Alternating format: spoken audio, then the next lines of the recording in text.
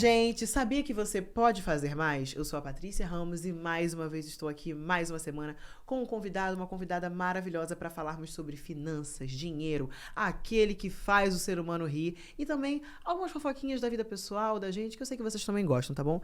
Fiquem aqui com a gente porque hoje estou com uma convidada maravilhosa que, olha, gente, eu preciso ler, porque vocês sabem que todo mundo que eu recebo aqui são pessoas super importantes, com carreiras absurdas de sucesso, então vamos lá. Hoje minha convidada é especialista em trabalho, em currículo, em empresa, tudo que gira em torno de dinheiro, tá, gente? Porque ela é uma verdadeira especialista de RH, tá bom? Você que tem traumas, fique tranquilo, porque hoje vamos tirar esse trauma da tua cabeça, porque ela é maravilhosa, tá? É a Carolina Martins, uma verdadeira especialista em RH e a mais seguida do LinkedIn. Eu quero saber como você fez isso, hein, Carol? Chama de Carol porque já somos íntimas amigas, tá? Somos amigas, somos irmãs, somos mulheres. E ela é maravilhosa, gente. Ela ajuda muita gente a montar o currículo ideal, como deixar o perfil mais atrativo para os recrutadores e também dá dicas profissionais que vão te ajudar, independente da sua profissão, enfim, da área que você queira seguir, tá bom? Então, bora conversar sobre como a gente pode fazer mais com a Carol. Seja muito bem-vinda, Carol. Muito obrigada por aceitar esse convite para estar aqui com a gente hoje. Muito obrigada pelo convite, Paty. Estou super feliz em estar aqui.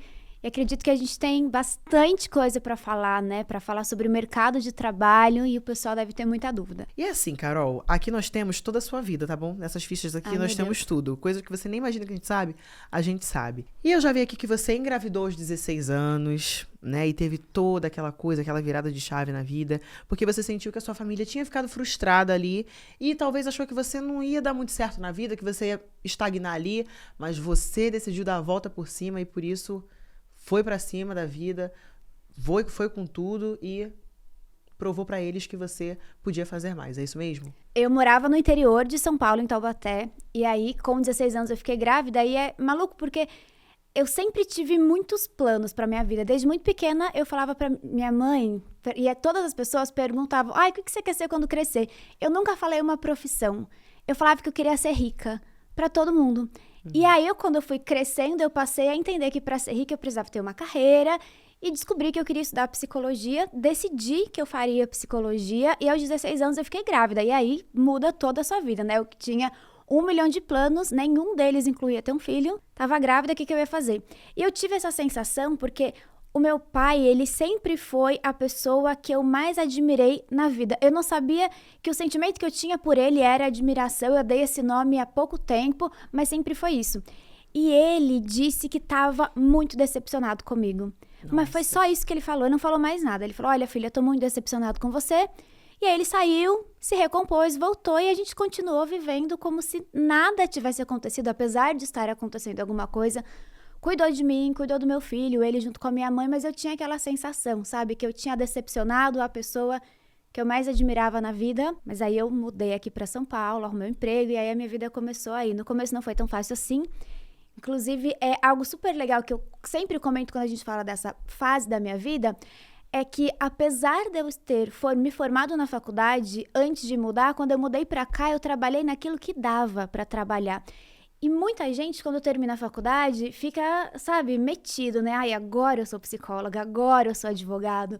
E não é assim. O primeiro emprego que a gente tem não é o melhor emprego da nossa vida. É aquilo que a gente encontra para começar e tá tudo bem começar lá embaixo. Nem todo mundo tem lugares de privilégio que possibilita começar na empresa da família, por exemplo. E eu não tive. Então eu mudei aqui para São Paulo e mesmo recém-formada em psicologia, eu comecei a trabalhar no restaurante, atendendo no caixa. Eu acho que esse lugar é um lugar muito importante, sabe? Até pra gente falar aqui com essa audiência que tá acompanhando a gente, porque muitas pessoas, quando elas se formam, elas acham que eu preciso encontrar o melhor emprego. E não é. Você precisa encontrar um emprego, qualquer um, o primeiro. Depois que você encontrar o primeiro, aí você vai mudando pros próximos. Então, o seu primeiro emprego pós-faculdade foi como caixa de um restaurante. Sim. E como você começou a fazer o estágio do RH? Eu estagiei quando eu estava na faculdade. Então, eu me formei lá em Taubaté e eu estagiei numa multinacional por 2 anos. Só que depois que eu terminei a faculdade, eles não me efetivaram. Então, eu já tinha essa sensação. Eu sempre quis morar em São Paulo, eu preciso começar a minha vida.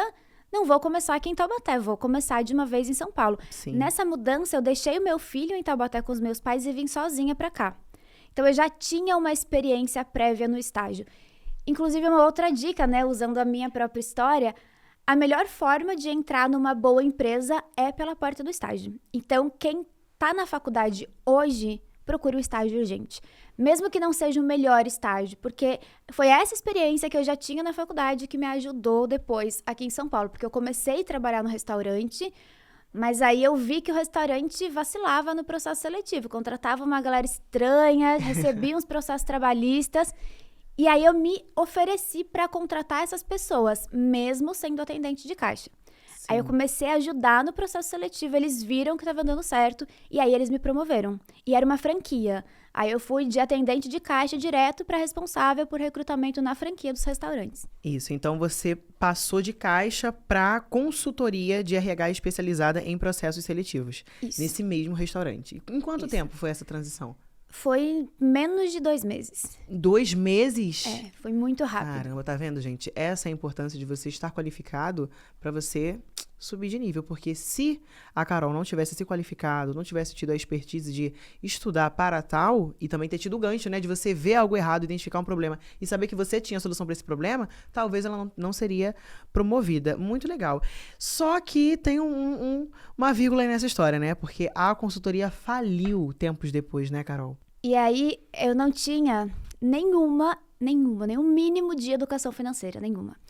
E nessa consultoria, né, eu comecei fazendo para os restaurantes, depois eu fui de fato para a consultoria mesmo e atendendo outras empresas, e eu passei a ganhar muito bem. E eu era assim, 100% deslumbrada, porque eu era uma menina do interior que mudou para São Paulo, eu ganhava R$1.000 e do nada começa a ver o salário crescer. E aí eu comecei a comprar. E parando pra pensar, eu nem lembro o que eu comprei naquela época. Eu só gastava todo o dinheiro. E esse trabalho na consultoria não era CLT, era um contrato PJ. Então, eu não tinha nenhum direito sobre o meu trabalho. E aí eu começava, à medida que eu ganhava muito dinheiro, eu gastava muito dinheiro. E aí a consultoria faliu, mas foi assim, do dia pra noite. A gente sempre sabe quando a empresa vai mal, né? Não tem como você falar, nossa, tá tudo ótimo e faliu. A empresa, ela dava sinais de que não tava legal. Só que assim, tava muito pior do que a gente imaginava. Então, um dia eu lembro que eu cheguei para trabalhar no escritório e aí tava tudo lacrado. Tinha umas fitas mesmo que a polícia lacrou. A polícia? Aham. E aí tava lacrado e não tinha o que fazer. Gente, o CPF de geral já carimbado na polícia. Como eu era PJ, acabou. Eles não pagaram nada que deviam pra ninguém. Eu não tinha fundo de garantia, eu não tinha seguro-desemprego, eu não tinha nada. E com um filho já nessa época? Ele tinha 5 anos nessa época, mas ele não morava comigo. Ele ainda estava em Taubaté com os meus pais. O meu plano era trazer... Isso foi em 2016. Eu queria trazer o Gui no final de 2016 para morar comigo. Mas não estava fazendo nenhum planejamento para isso, né? Aí faliu, eu falei, pronto, agora não dá mesmo. E você morava sozinha nesse tempo? Morava com uma amiga que eu conheci aqui em São Paulo mesmo. Quando eu mudei, eu morei numa república, 30 pessoas na mesma casa, homens, mulheres, novos, velhos, cachorros. Então, assim, muita gente. Tive sorte de dividir o quarto com essa amiga e aí quando estabilizou a minha vida, a gente alugou um apartamento e fomos para esse apartamento. Legal. E você falando isso, você dizendo esses perrengues aí da sua história, ninguém imagina que hoje você é a maior especialista em RH do LinkedIn. Assim, surreal de verdade. Inclusive, me choca muito, assim, até uma opinião pessoal, o fato de você ter 29 anos. Eu não acredito que você tem 29 anos. Ai, muito obrigada. Eu aparento ter 29 anos, Carol. Você tá de brincadeira com a minha cara. Carol, qual foi o momento que você decidiu que você podia fazer mais? Porque você falou, né, que você já fazia ali sua faculdade de psicologia, e aí você conseguiu um emprego ali como caixa no restaurante, e aí você foi promovida e tudo mais, só que ganhava bem, só que não tinha o controle do dinheiro, a empresa faliu. Qual foi o momento que você parou, pensou e falou, olha, aqui eu posso fazer mais, eu posso mudar a minha vida nesse quesito aqui? Tá, teve 2 momentos. O primeiro momento foi quando eu saí de Taubaté e vim para São Paulo. Eu sempre soube que daria certo aqui.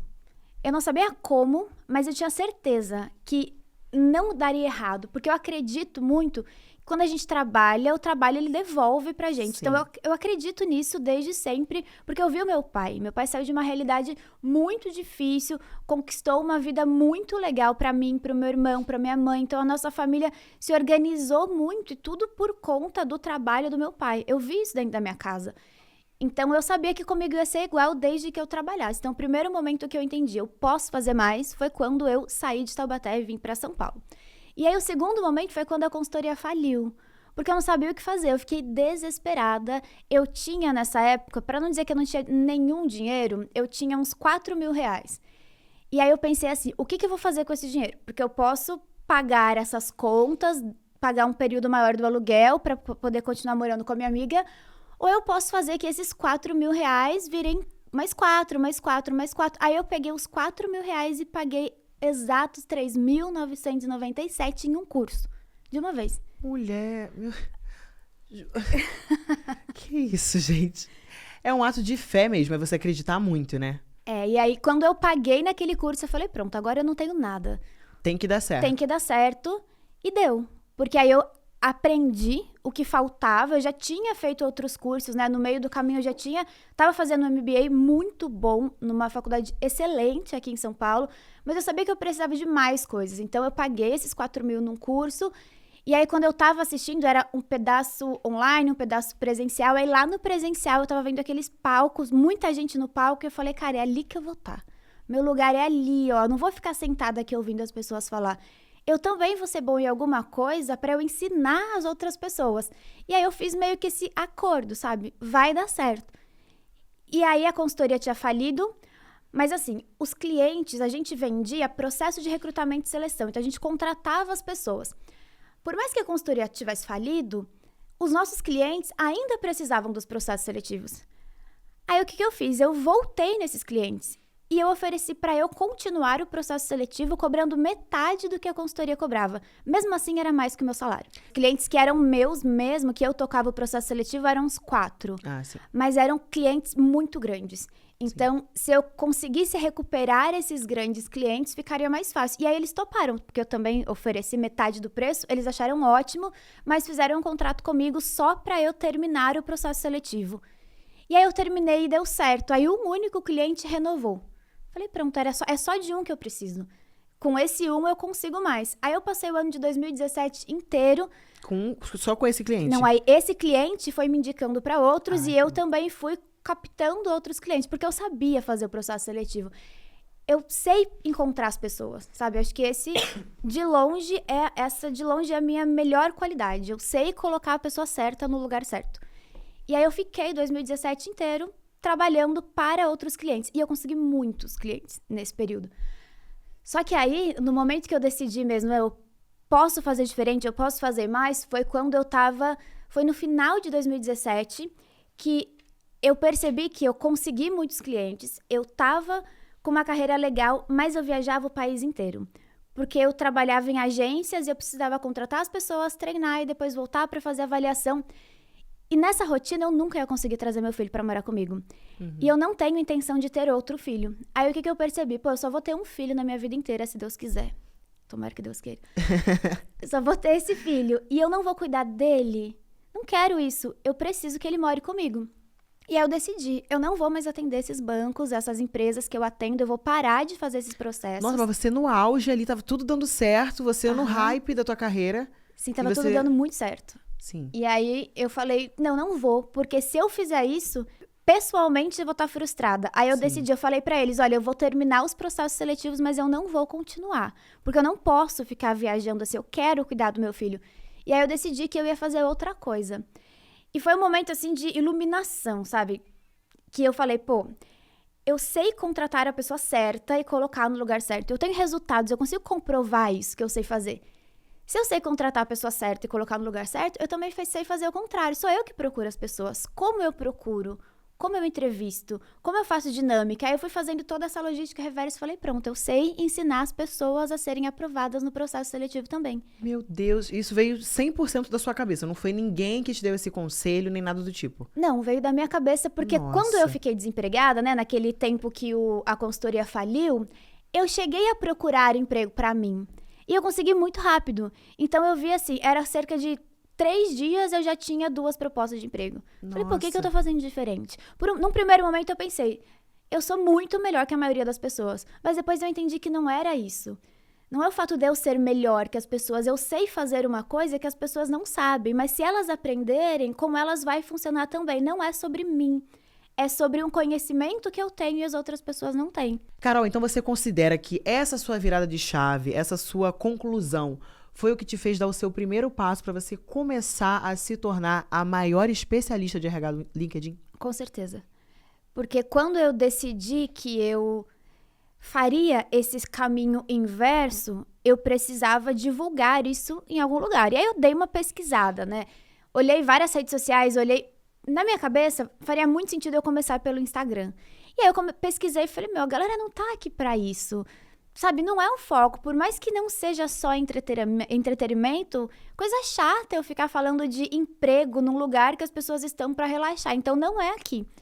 Eu já tinha um perfil no LinkedIn porque eu já recrutava as pessoas por lá, mas eu não cuidava dele. Aí eu falei, é aqui. Vou construir uma autoridade dentro dessa plataforma. Aí eu tô falando de 2018. Não tinha muita... Inclusive, ainda não tem muitas pessoas que são grandes no LinkedIn, diferente das outras redes sociais. E eu vi que a concorrência lá era bem pequena. Então eu falei, eu sei fazer uma coisa, eu preciso divulgar para as pessoas, eu vou no lugar mais fácil. Vou começar pela rede social que não tem o Carlinhos Maia para competir comigo. Eu vou competir ali com quem? E aí eu comecei a produzir conteúdo no LinkedIn e foi o começo de tudo. Não, o começo que deu muito certo também, né? Olha, o que você faz assim? Qual que é um ritual que dá tudo tão certo?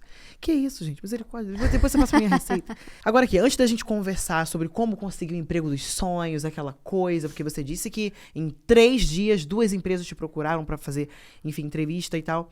É possível, é real essa coisa do emprego dos sonhos? O que seria o emprego dos sonhos para você? Eu acho que tem um tabu muito grande, uma expectativa muito grande em emprego dos sonhos. Antigamente, e aí eu sempre trago o exemplo do meu pai, eu vou ter que falar dele de novo. O emprego dos sonhos era o emprego que o meu pai teve. Ele começou a trabalhar numa empresa e ele passou 25 anos nessa empresa e aí ele se aposentou lá. Era isso que as pessoas esperavam, encontrar um bom lugar para criar raízes, construir toda a vida dentro daquele lugar e depois sair. O conselho que o meu pai mais me deu, coitado, durante toda a faculdade era: filha, você precisa criar raízes em algum lugar. E eu entendia que ele falava aquilo pro meu bem, mas dentro da minha cabeça não fazia o menor sentido. Eu falo, Deus me livre. Ficar 20 anos vendo as mesmas pessoas fazendo a mesma coisa, que saco. Então, esse conceito de emprego dos sonhos, ele foi mudando. Tanto que hoje, as pessoas já não sonham mais em passar tanto tempo dentro da mesma empresa. Verdade. E isso já nem é mais saudável. Uma pessoa que fica muito tempo em uma empresa só é avaliado pior na entrevista de emprego do que alguém que passa 2, 3 anos na empresa e muda para outra. Então, o conceito do emprego dos sonhos, ele é muito pessoal. Para alguns, o emprego dos sonhos é poder trabalhar em casa, como era para mim quando eu quis trazer o Gui. Para outros, é ganhar um salário muito bom, independente de pegar 3 horas no trânsito. Então, existe sim o emprego dos sonhos, mas ele é individual. E também a gente tem que ser realista, né? Emprego dos sonhos, corpo dos sonhos, muito do que a gente vê por aí na internet não é verdade. Sim. Principalmente quando a gente fala em relação a corpo. Pô, você vê aquelas fotos, a pessoa ela não é assim. E no LinkedIn tem vários textão, um monte de textão da galera. Eu adoro meu emprego, eu adoro meu chefe que me dá um bombom. Não é verdade, né? As pessoas, elas criam todas essas imagens da vida perfeita, mas não existe. Então, é bem perigoso a gente pensar, eu vou encontrar o meu emprego dos sonhos. Eu acho que o melhor a se pensar é, eu vou encontrar um emprego que faça sentido pra mim agora. Perfeito. Não precisa fazer sentido pra vida toda, porque depois você pode mudar. E não é difícil mudar. Sim. Nossa, você falou do seu pai, eu lembrei do meu. O meu pai é exatamente essa pessoa. O meu pai, ele foi motorista rodoviário na mesma empresa, tipo assim, pra mais de 20 anos também. E eu sempre fui muito avoada, sabe? Eu sempre gostei de fazer várias coisas ao mesmo tempo. Ao mesmo tempo que eu fazia backing vocal para um cantor, eu fazia o curso porque eu queria estagiar e trabalhar naquela área, mas ao mesmo tempo no fim de semana eu ia pra feira com a minha mãe pra ganhar dinheiro. Então assim, eu trabalhava em 3, 4 lugares diferentes ao mesmo tempo. Por quê? A minha necessidade não era criar raízes no emprego, minha necessidade era ganhar dinheiro. Então, o que fazia sentido pra mim na hora era eu trabalhar, ganhar o dinheiro e pagar o que eu tinha que pagar. Então, meu pai tinha muito isso. Poxa, filha, faz um curso, pega um diploma e se firma numa empresa e carteira assinada, não sei o quê. Enquanto a minha mãe, não. Minha mãe falava, olha, se você ganha R$1.000 e você vai com esses R$1.000 pro Brás, você transforma esses 1.000 em 10.000 se você souber vender bem e reinvestir o dinheiro em um mês. E eu ficava assim, meu Deus do céu, o que eu faço? Vou pra faculdade ou eu vou pro Brás? Era assim, uma via de mão dupla. Mas é muito isso. Eu acho que isso é bem dos antigos, sabe? Essa coisa de ter ali um emprego, tudo formalzinho, tudo bonitinho. Mas assim, sabemos então que o emprego dos sonhos é uma ilusão que as pessoas criam, né? Isso é algo muito pessoal, vai do que a pessoa entende, do que é melhor pra ela. Mas e o currículo ideal? Ele existe? É verdade? Existe um modelo que dá certo? É batata? Não existe um modelo que dá certo, mas existe um padrão a ser seguido e que funciona. E as pessoas, elas insistem em fazer o contrário desse padrão. Por quê? O currículo, ele é um documento, então ele precisa ser simples. E as pessoas, o que elas pensam? O recrutador recebe 500. Então, assim, eu vou fazer o meu o mais diferentão possível, porque aí ele vai chamar a atenção no meio desses 500. Mas não é isso. Quanto mais simples ele for, melhor. O ponto mais importante da gente entender é que nesse momento que a gente vive de inteligência artificial, a inteligência artificial também chegou no processo seletivo. É muita Sério? ingenuidade da nossa parte pensar que, por exemplo, você vai pagar uma conta, você aproxima o seu celular da maquininha. Você não assina mais um cheque. Sim. No processo seletivo é a mesma coisa. A gente não precisa mais receber o currículo impresso e ficar grifando com marca-texto aqueles que fazem sentido. A gente também faz isso de forma remota. Inclusive, a maior parte dos processos seletivos nem tem um recrutador fazendo triagem do currículo mais. Existem programas que fazem isso. Antes, o currículo era a primeira entrada para o processo seletivo, era a porta de entrada. Hoje não é mais. Hoje o recrutador, ele encontra você por outros lugares e se ele gosta, aí talvez ele peça o seu currículo. E é real ou é mito aquela história de que o recrutador entra nas redes sociais das pessoas que estão se candidatando àquela entrevista de emprego para olhar o que a pessoa está fazendo, se ela de fato é uma pessoa de boa índole, se o currículo dela condiz com o comportamento dela nas redes sociais? Isso é verdade? Dependendo da rede e depende do momento que a gente vive. Então, no LinkedIn, as pessoas sempre olham. E é normal olhar e faz muito sentido olhar. Inclusive, as pessoas, elas têm que tomar muito cuidado com como elas se expressam, porque expressões ruins, opiniões muito fortes, afastam o recrutador do profissional. Agora, no Instagram, no Facebook, isso aconteceu muito durante o período de eleição. O país estava muito dividido, né, durante as últimas eleições e na anterior a essa também, várias fake news sendo espalhadas. Então, pessoas com opiniões muito fortes, muito extremistas. Você só não precisa ficar defendendo tanto assim, principalmente no LinkedIn. Então, no período de eleição, sim, as outras redes sociais também estavam sendo olhadas por conta desse momento delicado que a gente vivia, mas não é algo comum, não. Nossa. Então, assim, qual é o currículo ideal? É com foto? É sem foto? Tem que ser objetivo? Tem uma quantidade de linhas ali? Como que é? Primeira coisa, ele é sem foto. E é sem foto por razões muito simples. Medidas discriminatórias no processo seletivo são crime, igual em qualquer outro lugar que a medida discriminatória também é crime. Então, pedir foto no currículo não pode, é proibido contra a lei. Não pode pedir foto, apesar da gente saber que algumas áreas, então, para trabalhar no shopping, para ser secretária, geralmente pede-se foto, mas não poderia ser exigido a foto. E também a foto tem uma outra coisa. As pessoas costumam colocar foto 3x4 no currículo. Sim. Foto 3x4 é um negócio ridículo. Eu já botei. Gente, eu só vim aqui pra me humilhar nesse podcast. Olha, meu Deus. Eu já botei, eu bem assim. Até porque, assim, ninguém fica bem na foto 3x4. Eu fico, tá, Carol? Mas você é maravilhosa, né? Ai, para! Não, é sério. Eu ficava com essa dúvida, porque na época que eu queria um emprego de carteira assinada, né? Pura e 100% influenciada pelo meu pai, eu ficava assim, meu Deus, o que eu vou botar no meu currículo? Eu sou estudante ainda, eu tô completando agora meu curso técnico, o que eu vou fazer? Eu boto foto, não boto foto? E aí, no dia de bater a foto, né, eu fiquei assim, cara, eu vou de trança. Porque se eu for com o meu cabelo, as empresas vão se assustar, porque meu cabelo não vai caber na foto. Então, eu preciso estar de trança, porque aí vão ver que é um cabelo ok, porque infelizmente tem isso, né? Eu ficava com muito medo dessa discriminação, desse preconceito. Mesma coisa as tatuagens. Então, quando eu fui fazer a foto 3x4, eu fui de casaco, sabe? Porque eu falava assim, ai meu Deus do céu, as tatuagens. Eu ficava com muito medo disso, desse preconceito mesmo. E até mesmo o meu pai falava isso pra mim.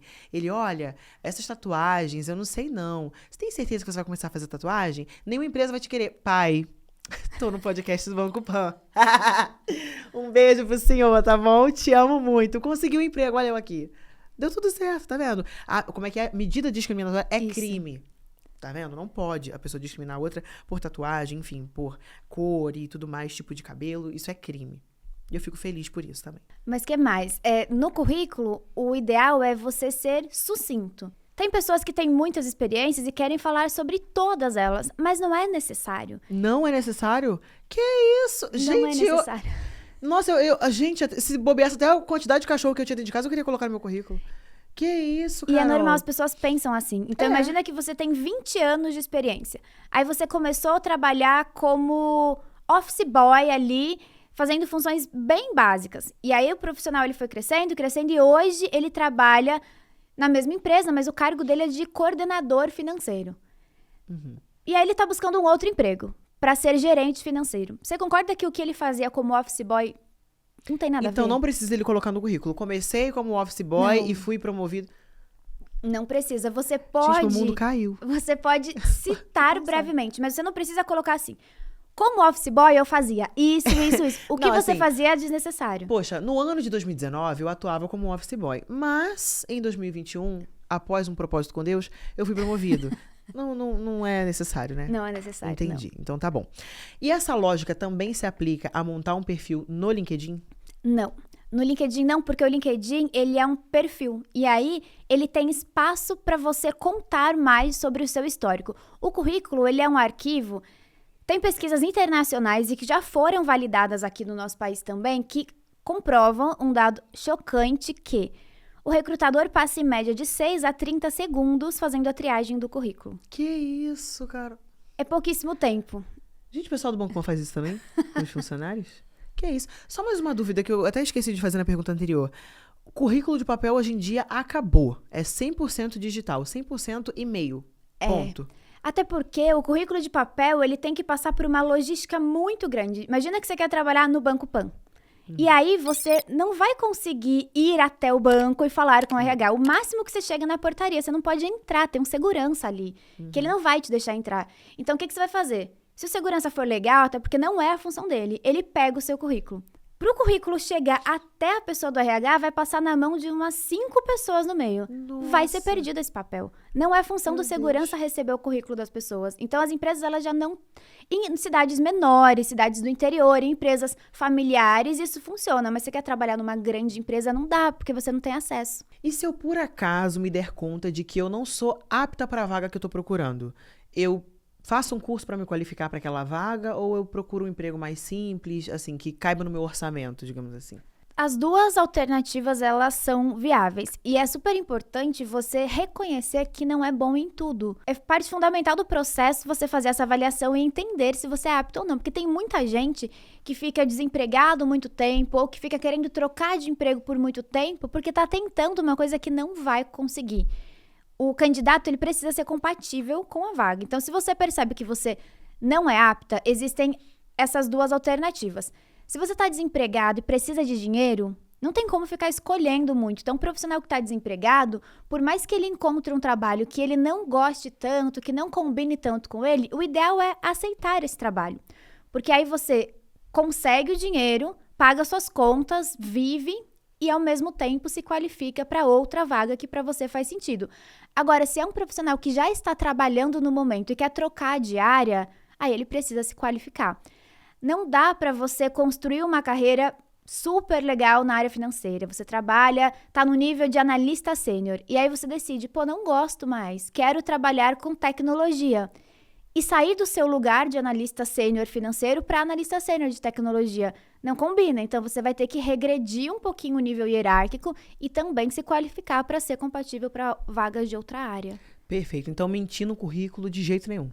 Perda de tempo. Perda de tempo.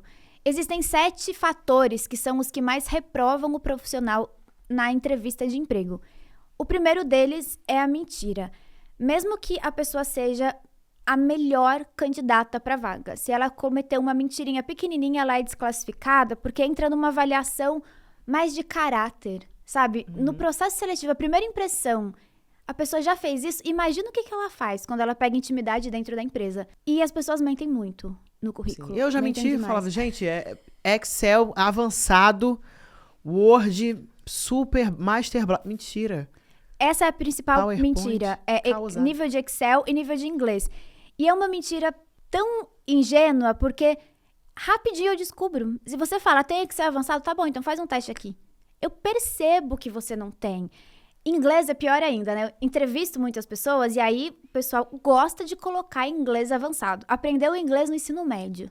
Na escola ali, o básico, sabe o verbo to be, mas inglês avançado. E aí, se a pessoa coloca no currículo dela que ela tem inglês avançado, na entrevista de emprego eu vou fazer o teste. E eu não pergunto pra você, vamos conversar agora em inglês? Porque uma pessoa que tem o inglês avançado, ela consegue trocar o idioma sem nenhuma dificuldade. Então, a gente tá conversando, eu faço uma pergunta em português, você responde, a próxima eu faço em inglês. Eu queria ter câmera filmando as pessoas, sabe? Porque elas... É exatamente assim, a pessoa fica tão sem graça, fala, mas você não colocou inglês avançado? Ai, porque quem fez o meu currículo foi o meu sobrinho, eu acho que ele colocou errado, e aí... E olha, temos um dado aqui muito importante para ser mencionado. Segundo o LinkedIn, mulheres se candidatam 16% menos a vagas de trabalho por não se sentirem aptas para a vaga. E aí, como que é isso para você? Até mesmo na hora de você... Você acha que existe esse preconceito também de algumas empresas, de sempre optarem por contratar homens? Eu já ouvi falar que muitas empresas, optam por contratar homens porque homens não engravidam. Isso é real. As mulheres são extremamente discriminadas, não só no processo seletivo, mas dentro da empresa também. Para a mulher é mais difícil entrar no emprego e manter o emprego. E a gente sabe disso, né? Ser mulher é mais complicado. A gente já nasce atrás. Sim. E as mulheres, sabendo disso, se candidatam às vagas quando elas têm pelo menos 90% dos requisitos. Enquanto o homem, se ele tiver 60%, ele já se candidata. Nossa. Outro dado também que é super interessante é que os homens, eles negociam o salário na primeira entrevista de emprego. A mulher só vai negociar o salário trabalhando na empresa depois que ela fez algo extraordinário, se ela negociar. Porque as mulheres também não negociam o salário por conta dessa negociação ser feita, na maioria das vezes, por um homem. Então, ela não fica confortável em falar de dinheiro com um homem que está na posição de liderança com ela. Então, mulheres, elas não são bem vistas no processo seletivo, elas não são aceitas em muitos processos seletivos e quando elas entram na empresa, elas não conseguem chegar em cargos de liderança e se elas olham para cima, elas não enxergam mulheres lá e aí elas se sabotam porque não tem representatividade feminina no comitê, na alta diretoria. Então, as mulheres, elas acham que o lugar delas é de coordenação para baixo. Dali para cima eu não posso ir porque outra mulher não chegou. Nossa, é bem complicado. Que triste, muito complicado. Mas... podemos colocar aqui uma mensagem motivacional para as mulheres? Então, por favor, Carol, olhando para aquela câmera ali, habla. Vamos falar. É super importante a mulher entender o lugar que ela tem. Você não precisa, mulher, ter 90% dos requisitos para se candidatar para uma vaga, porque pouquíssimas pessoas são 100% aptas para as vagas. Tendo 90% dos requisitos, você já está na frente da maior parte dos candidatos, porque a maior parte é homem, e eles se candidatam com 60%. Então, candidate-se mais para as vagas. Se exponha mais nesses lugares de tente ser promovida, se coloque nas discussões, negocie o seu salário. Se você não fizer por você, ninguém vai fazer, não. E olha, agora vamos para a nossa dinâmica, que é a dinâmica sacada de milhões. O que acontece? Eu vou falar algumas situações aqui que as pessoas costumam passar na vida, no dia a dia, sobre profissionalismo. E você me conta qual é o momento certo para dar aquela sacada de milhões na prática, ali, vivendo. Então, vamos lá. Qual é a hora certa para pedir um aumento? Quando você já está entregando além do esperado. Se você é contratado para fazer uma função, fazer só essa função não justifica um aumento. Você está simplesmente fazendo jus ao que você recebe. A partir do momento que você entrega a mais do que você foi contratado para entregar, você já pode pedir um aumento. Eu fiz isso, eu tenho um testemunho, gente, pra contar. Eu tenho história pra contar pra caramba aqui, né? Vocês sabem. Eu era estagiária numa clínica odontológica. E lá, o meu salário era R$200 por mês. Eu ganhava R$200 ao mês. E na primeira semana, eu realmente só praticava aquilo que estava me designado a fazer, né? Que era mexer na boca do paciente, auxiliar o dentista no que ele precisava fazer e tudo mais. Só que na outra semana, a minha superior, ela via que eu era bem esforçada e que eu queria muito trabalhar lá assim que eu me formasse, e ela começou a me delegar algumas funções que eu sabia que não era para eu fazer, como, por exemplo, limpar o chão da clínica. Tipo assim, e tinha uma pessoa da limpeza. E aí, enquanto a tia da limpeza, eu chamava ela assim, a tia da limpeza, estava lá na recepção limpando o chão, ela pedia para eu limpar o consultório antes de receber os pacientes. E aí eu ia lá no quartinho da faxina, pegava tudo e limpava e tudo mais. E, poxa, fazia reposição de estoque, eu fazia isso também, coisas que não eram da minha função. E eu não queria, obviamente, permanecer ali como estagiária, ganhando R$ 200 por mês. E passado um mês, eu cheguei para ela e falei, olha, eu queria um aumento. Ela, poxa, Paty, não tem como, porque você é muito recente aqui. Na verdade, o estágio nem era para ser remunerado. Nós temos essa ajuda de custo para vocês, R$ 200. Só que eu não desisti. Eu falei, não, essa mulher vai me dar um aumento sim. Ela querendo ou não, ela vai me dar aumento. E com o tempo eu fui sempre me dispondo a fazer tudo que elas pediam e tudo mais. Até que eu comecei a perceber que eu estava subindo em cima da laje da clínica para desligar compressor. Sério, eu era a última a sair. E tinha dia que eu fechava a clínica, levava a chave para casa e abria no dia seguinte. Então eu tava tendo uma responsabilidade que não era minha, eu era estagiária. E eu tava trabalhando como uma efetivada. Uhum. E aí, passado 2 meses e meio, eu falei para ela, olha, então, eu fecho o compressor, eu fecho a clínica, eu abro a clínica, eu limpo, eu faço tudo aqui. Eu preciso de um aumento, pelo amor de Deus. Ela ficou rindo e falou, tá, de 200 eu posso passar para 500. Eu falei, não, 500 você dá de mesada pro seu filho mais novo, pelo amor de Deus. Eu preciso de mais. Eu me disponho, na época eu trabalhava de 1 da tarde até as 7 da noite. Nossa. E eu falei, olha, eu me disponho a vir de manhã, porque o dia que eu abri a clínica era terça e quinta, eram 2 dias na semana só. E eu só trabalhava no período da manhã. Eu falei, eu me disponho a vir das 9 da manhã, que é a hora que a clínica abre, e ficar até as 7 da noite como uma funcionária normal, se você me dá um aumento. E aí de 500 ela me ofereceu 600 e eu fiquei. R$ 600 era o meu salário. Eu trabalhava de segunda a sábado, de segunda a sexta de 9 às 7 e sábado de 8 às 1. E ali eu fiz meus R$ 600, só que no meu primeiro mês que ela me pagou esses R$ 600, eu pedi R$ 400 pro meu pai emprestado, juntei 1.000, fui pro Brás comprar roupa e pedi demissão. Seguiu o conselho da sua mãe. É isso, gente. Um beijo. Corra atrás dos seus sonhos. É isso aí. Então, vamos lá. Quando eu sei que é um momento bom para trocar de emprego? Essa pergunta é excelente, porque as pessoas acham que vai ter um sinal luminoso do céu, vão descer querubins e vão falar para você troca de emprego. Não vai acontecer isso. Existem sinais que mostram que tá na hora de trocar de emprego. O primeiro e o mais clássico deles é o seu. Você trabalhava muito e ganhava pouco. Não dá para trabalhar tanto e não receber. A gente precisa de uma contrapartida financeira. Então, esse é o primeiro. O segundo sinal é quando você trabalha num lugar e você não vê nenhuma perspectiva de crescimento. Apesar de você fazer além da conta, ninguém te promove.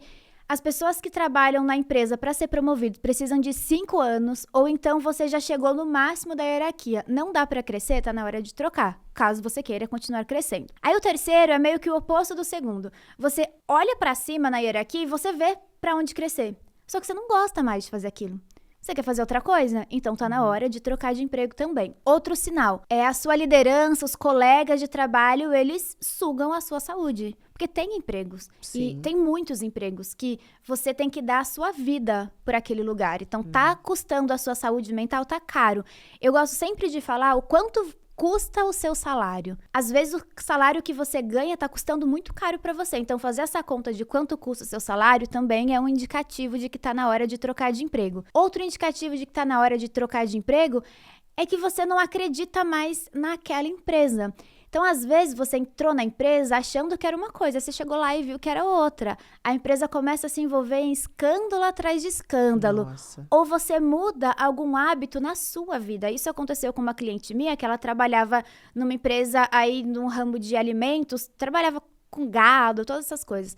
E ela, tudo bem, mas chegou um momento da vida dela que ela decidiu que ela se tornaria uma pessoa vegana. Não fazia mais sentido para ela continuar ali. Por mais que ela estivesse satisfeita com o salário e com o ambiente, ela não acredita mais em trabalhar numa empresa que mata animais, sendo ela uma pessoa vegana. Então, eu acho que se fazer essas perguntas é importante.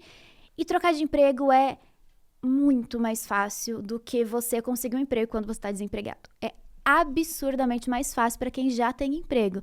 Se perceber um desses sinais, tem que trocar. Eu vi um post seu falando que o jeito mais fácil de ganhar mais é trocando de emprego. Procede? É isso mesmo? Com certeza. As empresas, no geral, elas delimitam uma quantidade de aumento que a pessoa pode receber. Até porque não tem como dar grandes aumentos para todo mundo. Sim. Então, na maior parte das vezes, essa política de cargos e salários, ela gira em torno de 20% de aumento num período de 2 anos. Então, assim, se você ganha R$2.000 hoje, só daqui a 2 anos que você vai estar ganhando 2.400. Nossa. Se pra você tá tudo bem, não tem problema. Mas para muitas pessoas, não faz sentido.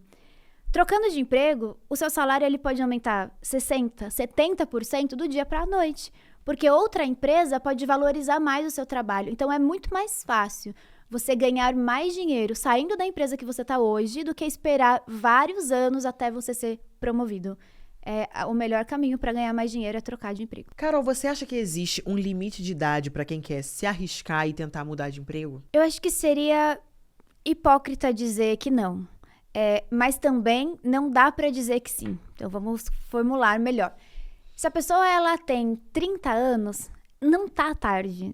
Tem muita gente que pergunta para mim: Carol, eu tenho 34 anos, você acha que eu tô velha demais pra trocar de emprego? Só a gente parar pra pensar que a expectativa de vida tá 70 e poucos anos pra mulher, ela tem 34, ela vai trabalhar pelo menos mais 25 anos. Então não tá tarde. Agora a gente tem que entender também que o mercado de trabalho, ele tem barreiras mais altas para determinadas pessoas. Então a gente já falou sobre mulheres. A barreira para mulher é maior. A barreira para pessoas pretas é maior também. A barreira para pessoas que fazem parte da comunidade LGBT também é maior. E a barreira para profissionais que passaram dos 45 anos também é maior. Então, isso acontece. Deveria acontecer? É claro que não, mas acontece.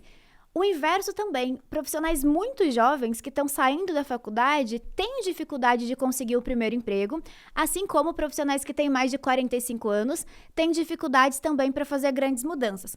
Agora, a dificuldade, ela existe sim, mas não é impossível. As pessoas, elas conseguem, desde que elas façam do jeito certo. E aí, a primeira coisa que o profissional que já tem uma certa experiência precisa entender é que ele tem que se livrar do apego que ele tem com a carreira dele. Tudo que você viveu na sua carreira é importante para você, mas não é importante para o recrutador. Para ele, é importante saber se você hoje é compatível com a vaga que ele tem aberta. Então, se você quer fazer uma transição, você precisa deixar de lado as atividades que você já fez e que não fazem mais sentido hoje. Existe um conceito que eu gosto muito, que eu chamo de experiências híbridas. Experiência híbrida são aquelas atividades que você faz independente da área de atuação. Por exemplo, gestão de pessoas. Se você trabalha com tecnologia, você faz gestão de pessoas. Na área de logística, também é uma atividade híbrida. Conhecimento em alguns sistemas, implantação de processos, de sistemas, tudo isso são as atividades que a gente consegue trabalhar em mais de uma área.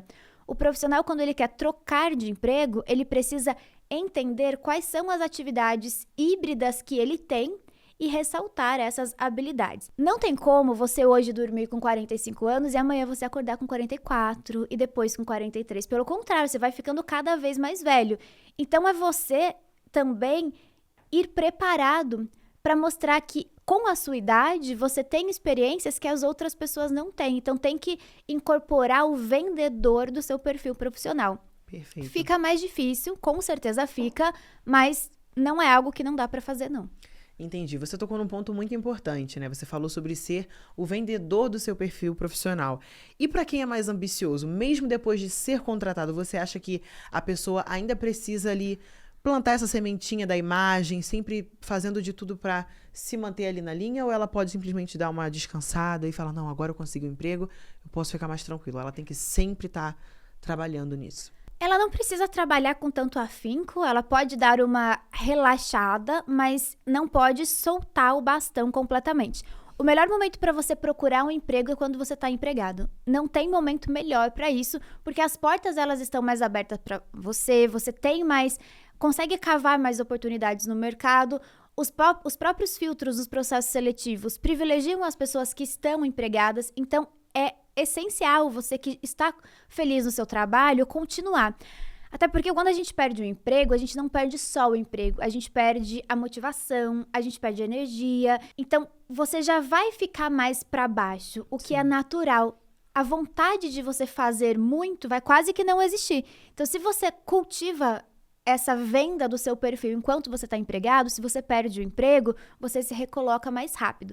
Tem um termo que chama empregabilidade. Empregabilidade é o quanto você se mantém empregável. Ou seja, se você perdeu o seu emprego hoje, quanto tempo demora para você conseguir outro? Trabalhar na empregabilidade é fundamental. E fazer isso enquanto está empregado é a melhor forma. E agora aqui, ainda falando sobre isso da imagem, o quanto você acha que o jeito que a gente se veste, sabe, estar maquiada ou não, influencia no nosso trabalho? O ideal é você entender o ambiente e se comportar de acordo com o contexto. Existe sim um padrão de regras não escritas e que a gente tem que seguir para se adaptar. Perfeito. Você falou sobre isso e eu fiz questão de ressaltar essa pergunta porque eu passei por esse tipo de situação no meu estágio. Eu estagiava numa clínica odontológica e, poxa, o meu cabelo é um cabelo crespo, isso é óbvio para todo mundo. E na época meu cabelo era bem menor. E área da saúde, né? Você tem que colocar aquela touca e tudo mais. E as meninas, minhas colegas de trabalho, todas com o cabelo liso. E elas usavam aquela touca de pano mesmo, sabe? De tecido, que parece aquela touca de médico mesmo. E aí sempre deixava o rabo de cavalo assim solto com a touca. E ali atendia os pacientes, etc. Eu achei interessante, minha mãe é costureira, eu falei, mãe, eu quero uma touca dessa, você faz pra mim? Porque eu não achava que coubesse na minha cabeça, até por conta do volume do cabelo. Minha mãe fez, nossa, no dia seguinte eu fui toda feliz de trabalhar com aquela touca, meu Deus, uma futura dentista e tudo mais. E aí eu coloquei a touca, obviamente eu prendi o meu cabelo pra trás assim, né? Coloquei a touca e ficou pra fora o meu rabo de cavalo, porém era um afropuff, né? Que a gente chama, que era um cabelo mais crespinho. E tava lindo, tava me sentindo. E aí a minha gerente, né? Ela chegou assim, olha, você vai ter que colocar uma touca aí atrás, nesse seu negócio. Aí eu, negócio não, é o meu cabelo. E ela, não, é porque aí vai cair na boca do paciente. Eu falei, não, é engraçado. As outras meninas podem usar com o rabo de cavalo solto. E elas até botavam pra frente, assim, sabe? O rabo de cavalo fazia trança e tal. E eu não posso por quê? Aí ela, não, porque aí é biossegurança e que não sei o que. Eu falei, não é biossegurança, eu já tô entendendo o que tá acontecendo aqui. Mas tudo bem, tudo bem. Eu preciso me adequar às normas da empresa e tudo bem. Na época, assim, eu era tão ingênua que eu entendi o que estava acontecendo, mas eu não queria levar isso à frente. Falei, deixa isso quieto. Aí eu coloquei a touca e tal, mas isso me deixou extremamente chateada, extremamente chateada. E também tinha essa cobrança de estar sempre maquiada e tudo mais. E eu usava maquiagem, só que, poxa, era um consultório odontológico, então a gente usava máscara.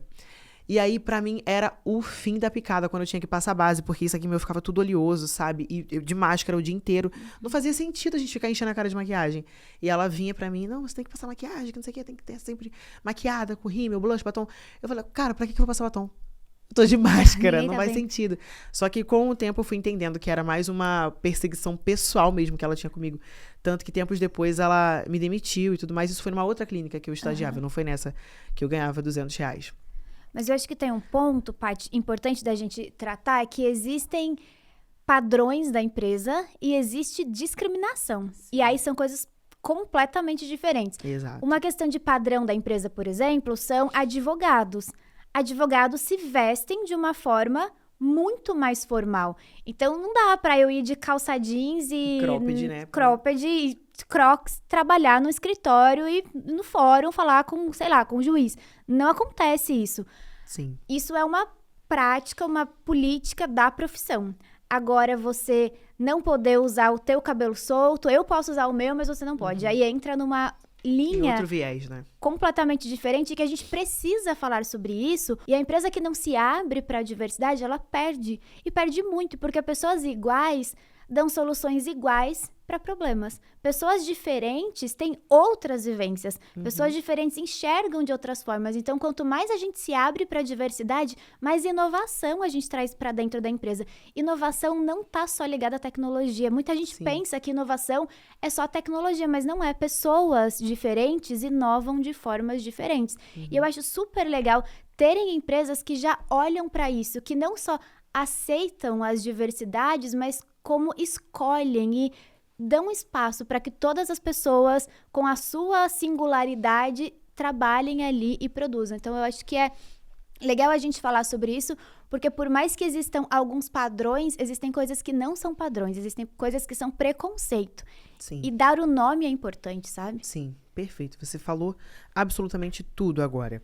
E assim, pra gente encerrar esse papo extremamente enriquecedor, Carol, que eu tô muito feliz de ter te conhecido, ter conhecido um pouquinho da sua história. Você é maravilhosa, uma grande inspiração. O caminho que você seguiu da sua carreira foi empreender, né? Por mais que você tenha trabalhado ali como caixa e tudo mais, e ter feito todo o processo seletivo ali da galera no RH e tudo mais, você trabalhava numa empresa que faliu e aí rolou a aventura de você trabalhar pra você mesma. Então, de qualquer forma, você empreendeu. Então, você recomenda esse caminho para as pessoas? Você trabalhar numa empresa ali como CLT e tudo mais, mas sempre almejar abrir o seu CNPJ e trabalhar para você? Eu acho que nem todas as pessoas têm perfil para empreender. Esse momento que a gente vive hoje, né? Tem muito empreendedor de palco e que fala que a saída para resolver todos os problemas é você ser o seu próprio chefe. Só que nem todas as pessoas estão preparadas para isso, porque empreender não é só trabalhar de pijama ou trabalhar da praia ou ser um nômade que trabalha em todos os lugares e recebe muito dinheiro. Empreender exige várias competências que nem todas as pessoas têm, nem todas as pessoas estão dispostas a pagar o preço do empreendedorismo. Então, eu acho que sim, é uma saída super legal. A pandemia mostrou pra gente a força que o empreendedorismo tem, a quantidade de pessoas que estão fazendo o empreendedorismo paralelo ao trabalho cresceu bastante também, mas é importante lembrar que as pessoas, elas são diferentes. Algumas pessoas têm perfil para liderança, outras pessoas não têm. E tá tudo bem, essas pessoas elas vão trabalhar na produção para a vida toda. Meu pai, de novo falando sobre ele é uma pessoa que trabalhou na produção a vida toda. Ele não tem um perfil para cuidar de da equipe, mas a função dele era muito importante. Só líder não faz a máquina rodar. Agora, só pessoas na produção faz. As pessoas conseguem, então é importante. Aí né? você imagina se o mundo fosse feito de chefes. Não, como assim, gente? A empresa, ela é feita como... É uma cadeia, né? Uhum. Tem ali o chefe, tem o administrador, tem o gerente, tem... Enfim, tem espaço pra todo mundo. Chegamos ao fim desse episódio super enriquecedor, né, gente? Olha, você que aprendeu alguma coisa, comenta aqui embaixo e já segue Carol lá no perfil dela do LinkedIn, tá bom? Com certeza vocês vão amar, porque ela dá várias dicas de como fazer um currículo, né, Carol? Tem de tudo lá. Muito obrigada pela sua presença aqui. Eu amei te conhecer, saber um pouquinho da sua história, da história do seu pai. Me identifiquei bastante. Eu tô muito feliz com a sua presença aqui. Muito obrigada. Obrigada pelo convite. Eu e meu pai, que praticamente tá aqui, né? A gente fica muito feliz de ter participado. É muito importante falar, né, sobre esses assuntos e eu tô bastante feliz que o banco tenha trazido, né, esse tema que é super relevante, uma quantidade muito grande de pessoas vão conseguir aprender com a gente. Com certeza, com certeza. E é isso, gente. Você que aprendeu, mais uma vez, comenta aqui embaixo. Tá bom? Comenta aqui embaixo uma frase específica que te deu esse gatilho, que virou a chave na tua cabeça. Comenta aqui embaixo que frase foi essa, tá bom? Manda pros amigos, manda pra família. Um beijo, curte, comenta, compartilha e se inscreve no canal, hein? Até a próxima. Tchau, tchau.